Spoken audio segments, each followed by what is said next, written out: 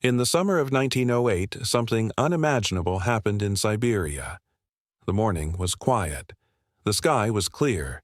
Hunters and villagers were just starting their day. But then a fireball appeared in the sky, brighter than the sun. It roared across the horizon, and then it exploded. The shockwave flattened the forest. 80 million trees fell like matchsticks. Animals were incinerated in an instant. Windows shattered hundreds of kilometers away. People were thrown to the ground by the force. The explosion was so powerful it was felt all the way to Europe. Seismographs in England recorded the blast, and nights across the world were suddenly glowing. For weeks after, people in London could read their newspapers at midnight without a lamp. But here is the mystery. No crater was ever found.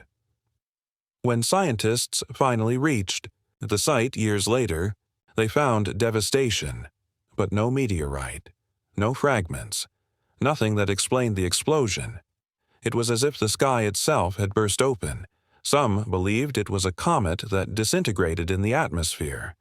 Others thought it was an asteroid that never hit the ground, but neither theory explains why there was no clear trace.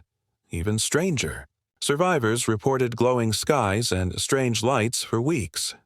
Local tribes spoke of a god of fire who had fallen from the heavens, and they refused to go near the area for generations. Decades later, scientists returned with better tools.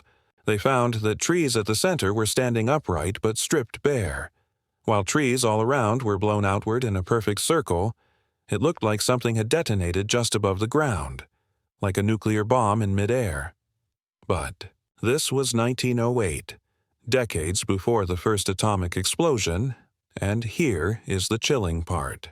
Scientists say that if the object had exploded just a few hours later, over a major European city instead of the remote Siberian forest, millions of people would have died instantly, and history itself would have changed forever.